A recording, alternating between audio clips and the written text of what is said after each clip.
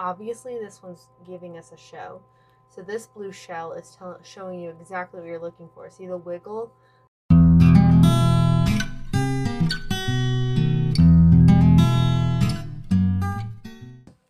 Welcome back to another video. Today is set day. So I'm getting ready to fill the incubator with all of these eggs, and thought that we'd do a video to bring you along through the whole hatch process. So this video will be a start to finish hatch. So we're going to set these eggs today, and then we'll have intervals throughout this video where we look at various candling stages, and then we're going to see what hatches at the end. So let's go ahead and get these eggs ready to put in the incubator. There's a few different things I'm going to do on these eggs. There's a couple in here that are kind of dirty. So you're not supposed to wash off hatching eggs, but these were so dirty. I just stuck a paper towel on them and kind of let that soak and just gently rubbed it off. Because I did that, these eggs, and there's only a few in here, I'm actually going to wash with peroxide. And all I'm going to do is put some peroxide in the bottom of one of these plastic trays and dip it, and then let it air dry. So I'm going to go ahead and do that with the few eggs that need washed, and all the other ones that I didn't have to wipe down or get any muck off of, I'm going to just leave alone. As you can see here, I separated out all of the eggs here that I need to dip in peroxide. The rest of these eggs, this one included, all of these eggs are fairly good and don't need tampered with, but the extra dirty ones, or any of the ones that I had to take a little bit of crud off of, I'm going to go ahead and dip in peroxide just to try to keep that eggshell a little bit more safe and sterile. Because when you wipe off an egg, you're taking off the bloom, and when they're extra dirty, it can definitely affect the bloom too. So we're going to put peroxide on these guys. You can see I'm just putting a little W so that I know which ones I washed. Kind of just as a tally for me for later. Oh, that's the final number right there. There's a few of these that I accidentally got mixed in.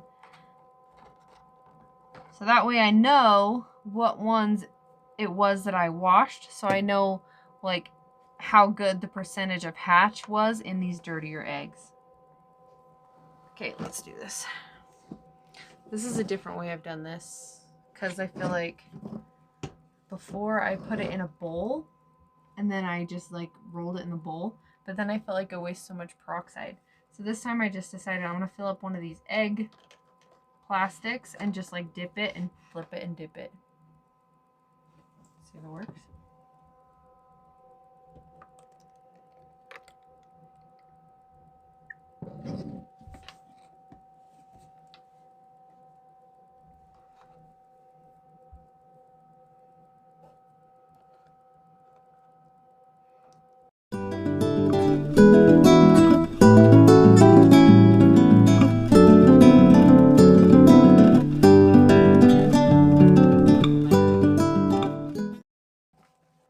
The next thing I always do is have a notebook.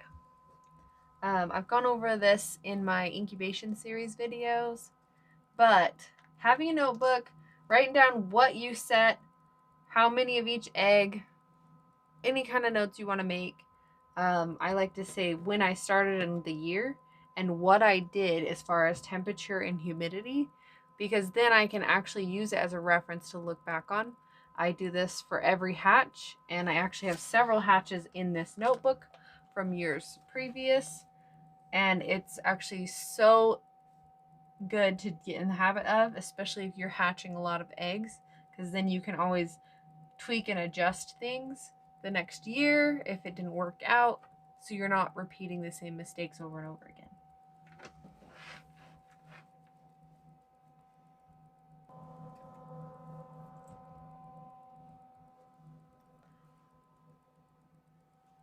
Okay, it's time.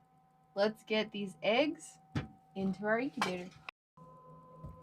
I always start out with whatever humidity is the natural environment humidity for us, because about anywhere from like 20 to 30 is actually pretty good for the dark eggs. So I don't start messing with humidity until the eggs tell me they need it. So I'm just watching air cells when I candle eggs so that I can know if I need to adjust that. If the air cell in the egg is going according to where it should be on the certain days, then I don't touch this.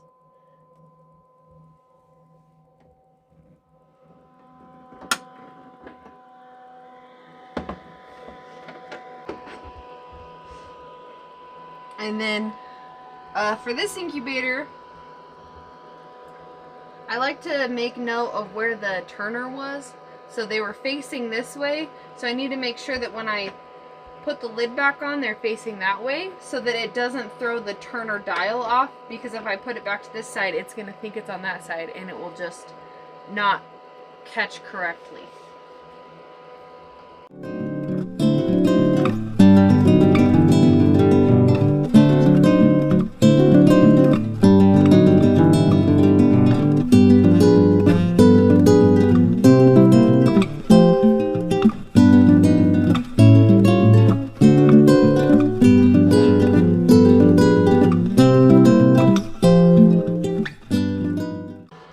They look beautiful, don't they? All right, making sure that turner is on the orientation that we started and replacing the lid. Making sure it is seated properly and scooch it back. I put this blanket down on the table because I didn't like the hard surface of this table. It's kind of one of those just like you throw up kind of anywhere kind of tables, and it was a little teetery. So to make it more stable so that the incubator's not teetering, I just put this blanket under it. It's just not really for any purpose other than to just keep it good and sturdy. And that's pretty much it to start these guys.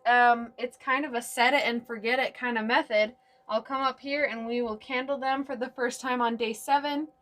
And then I may put these last few eggs in my spare incubator just in case some of these ones aren't good by day 7, and I could just swap them in just to keep the incubator full. So possibly we'll do that, but I haven't decided yet. We will see you in 7 days. It's time to candle our eggs for the first time. It's day 8. So normally I candle at day 7, but when you're busy, it's not going to hurt if you wait a day. If anything, it'll help you. So we're going to candle all of these eggs, check to see if we have any cracks. We're checking to see if there's any development in the egg. If there isn't any development in the egg, we're going to be taking that egg out. And then we're just making sure that we don't have any dead embryos, which was basically, if you can see like good veining on the shell, then you know it's still alive. If it's one dark ring around it, that means that it's died and all of that blood is pooling in a ring. So that's another way you can tell. Let's go ahead and get these candled, and I'll try to show you as best I can what we're looking for. Remember, when candling, you want to move quickly, but you want to move carefully. Accidents can happen. Don't beat yourself up about it. Just try to be quickly and careful. If you have a good incubator like this one, it's going to recover temperature just fine, and the cooling is actually beneficial to the eggs in small increments. So we are totally okay to take this many eggs out at a time.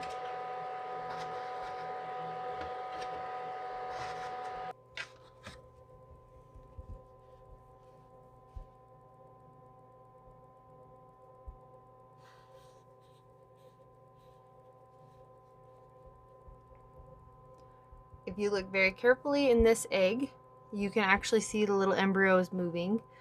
It's easy to tell where the eyeball is. It's like right here. So that little dark spot, and then there's some really good veining coming out of that area.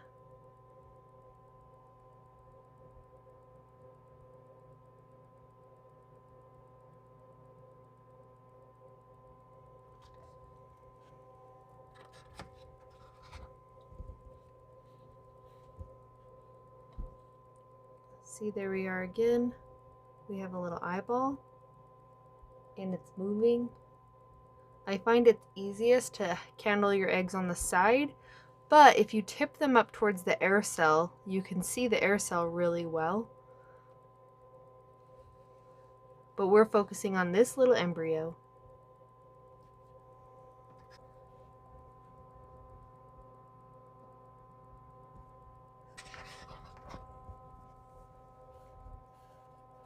That one's looking good.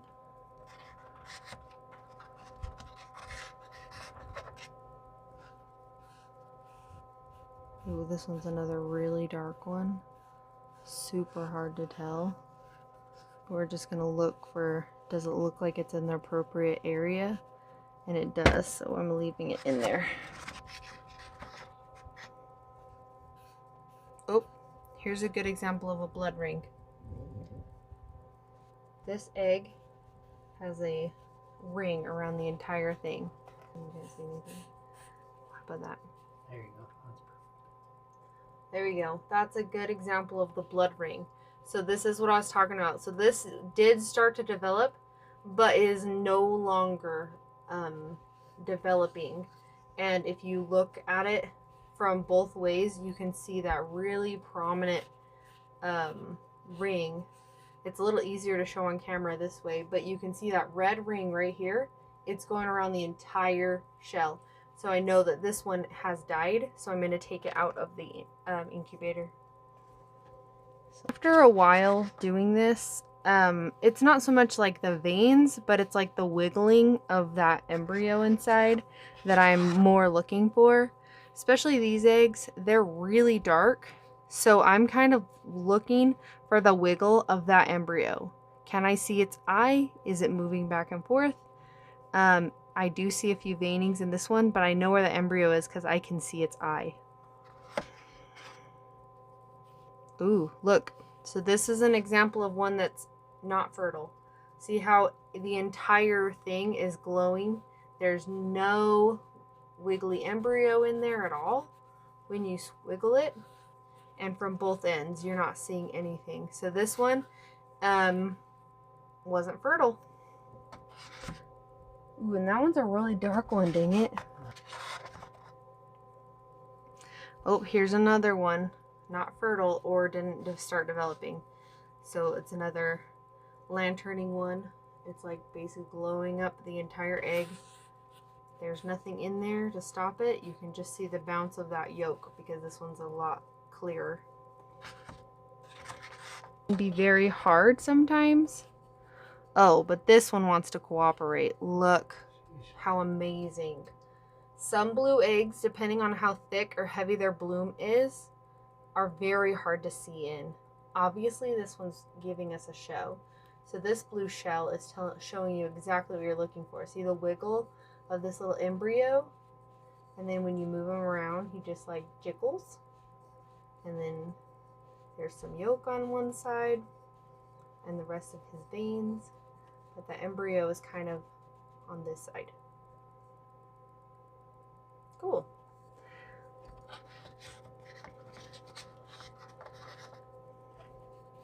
See, this is a blue egg too. See how much different that is to see through? I can see the veins clearly, but they can be very difficult. And there's the embryo right there. Wow. So out of 56 eggs, I'm only pulling 4. That's insane because I have a surprise right here. I put my old incubator and like 10 more eggs in here just in case because we wanted to top off. And this one doesn't run very good, so I have to have a blanket over it to keep it hot enough. And apparently I'm only going to be putting 4 of these eggs into this incubator.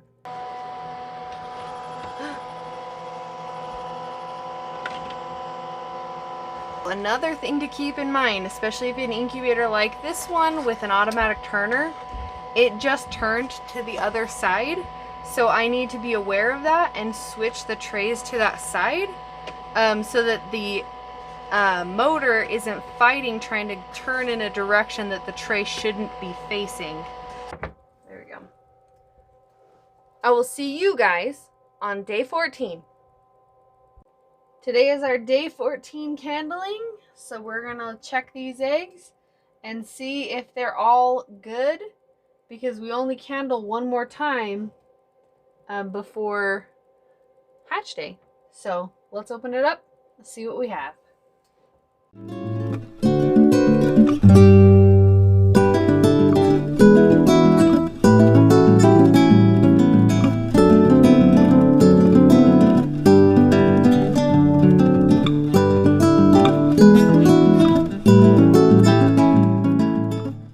There should be quite a bit of development for day 14. We are definitely going to be keeping an eye on the air cell. We want to make sure that it is still losing enough moisture out of the shell, so you know if it's losing too much, you can up your humidity. But usually with a dry hatch like this, the eggs are just fine in my climate, so I don't usually have to add any humidity.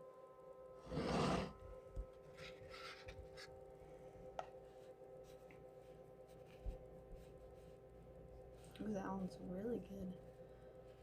Lots of good veins. The shell is much more full than it was last time, but I can see good development and good veins, so I know that this egg is still good. The air cell, it's in a decent spot. Sometimes it's a little bit larger than that, but this is okay for day 14.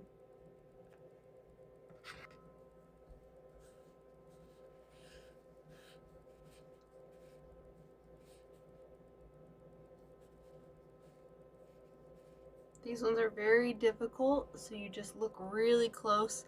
Right through here, you can see the veins still really good.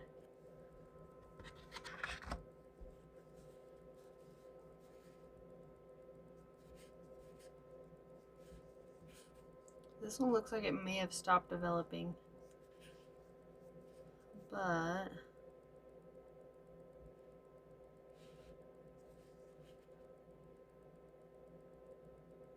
mean, I don't see any movement other than when I wiggle it. And if it stopped developing, it's just barely. And the reason I think that is this dark line right here. It's kind of like a straight line across. Typically that's not something you'll see on a developing egg, like is really like kind of almost like it's a blood ring. So I'm going to set this egg aside, because if it is, I want it as far away from the rest of my good eggs as possible.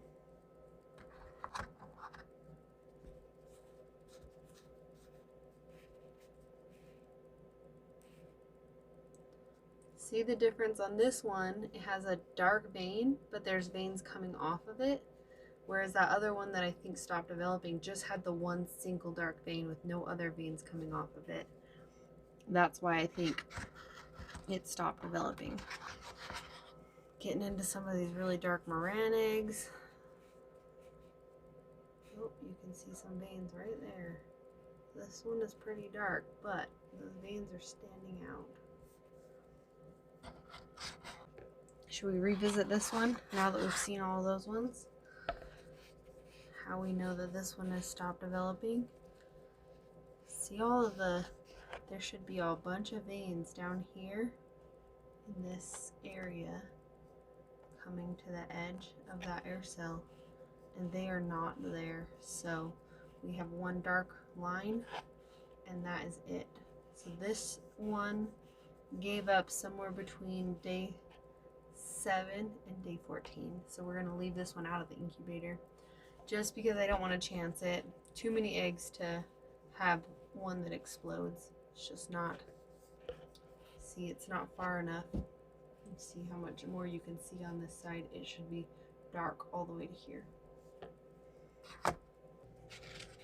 Okay, let's see what we can see on these blues. Ooh, look how awesome. Very vibrant. Very much alive.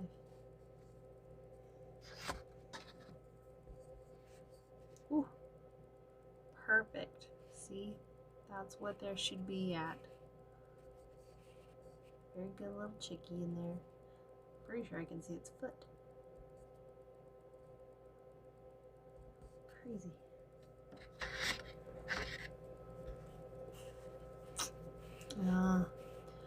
This one is a quitter.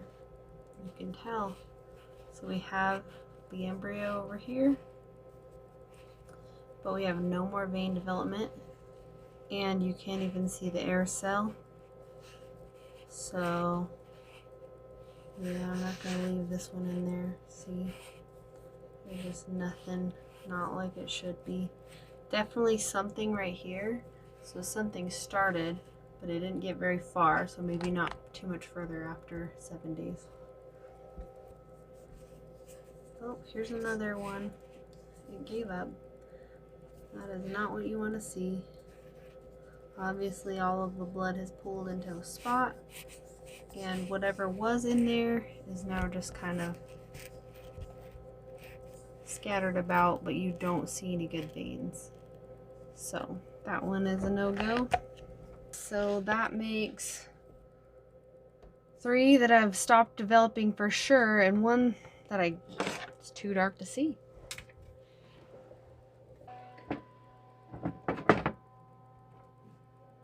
Okay, so that's our day 14 candling done. I'm gonna candle the bonus eggs next, but I'm gonna just do that off camera just to fill up these spots.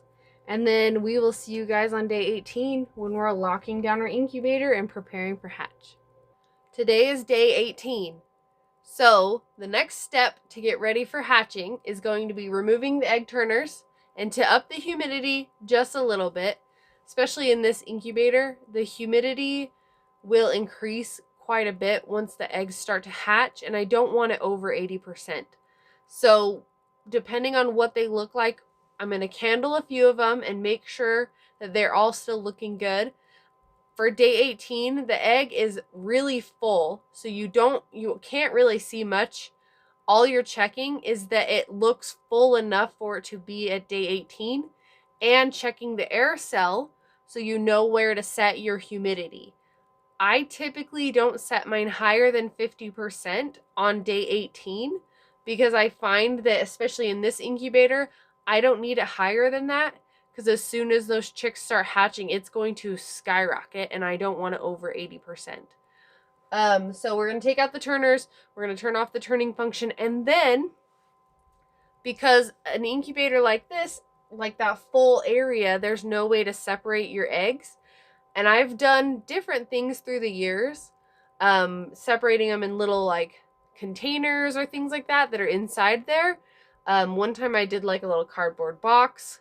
Well, it was suggested to me by other breeders to use mesh drawstring bags.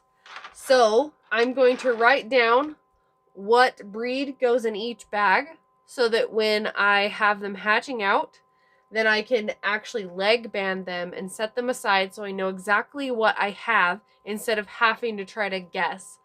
I've been really good at guessing, but it's not 100% accurate, and I want to be 100% accurate this time. So I'm going to put them in mesh bags, so each individual breed will be in its own bag.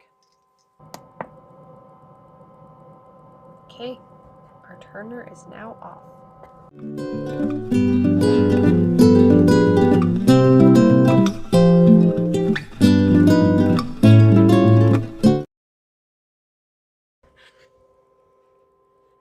Alright, you see how full that egg is?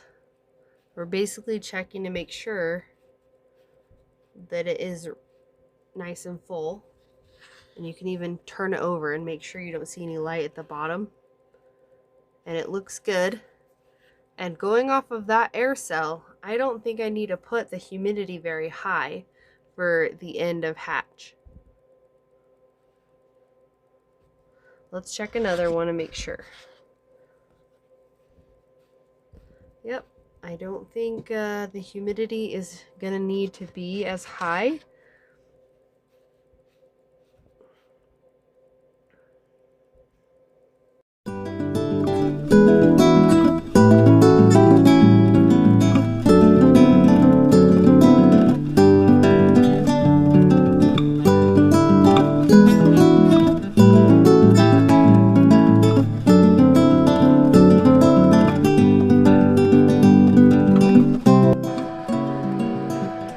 first time I've done this, so I'm just kind of winging it.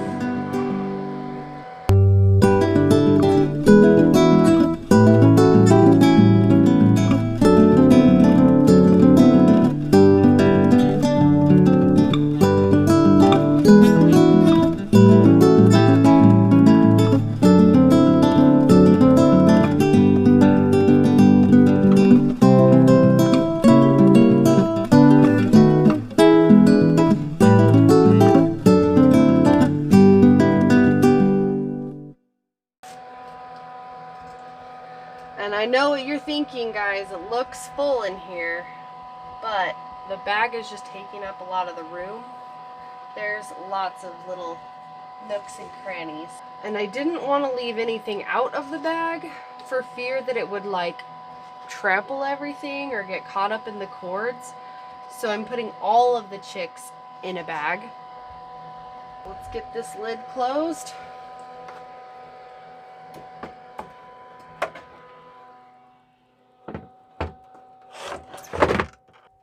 And I'm gonna sit here and think about if I did this the way I want it. I may turn the bag slightly and tuck the tops into the sides, but we shall see. So far, this is how it's gonna go. See you on day 21. Hey, really quick, all I did is I just went and double checked that all of the eggs are actually laying nice and flat, so that then none of them are standing up on their end. So I made sure all of them are laying nice and flat, and then I did have to scoot this bag right here. So the water comes out of this drip line and goes through, and so I just had to make sure all the eggs were scooted a little bit away from this edge so that they didn't get soaking wet. So I'm gonna have to probably watch this bag, but other than that, I kind of just tucked all of the little tops like into the corners, and then just made sure all of my eggs were laying nice and flat. And then I'm gonna go in before I forget and document what eggs are in what bag, just as a reference. I have my darker olive eggs in this bag, my lighter olive eggs in this bag, my darkest French black copper Morans in this bag, and then the medium Morans and Welsumers in this bag. My blue eggs are in the blue bag, and then my heavy bloom eggs are in this orange bag right here. All right, this is a first for me, so I will report and tell you guys what I think. So in total, we hatched out 50 chicks, and I already sent 15 to their new home this morning, with more to be leaving today. You're all doing really good. So that wraps up our chicken incubation and hatching video, but this was the first time I used those hatching bags. So I have a whole nother video that I'm getting ready for you guys about the hatching bags, what I thought of them, what I would do differently, and if I think it's worth using them going forward. So stay tuned for that one. Don't forget to like and subscribe, and we'll see you in the next video.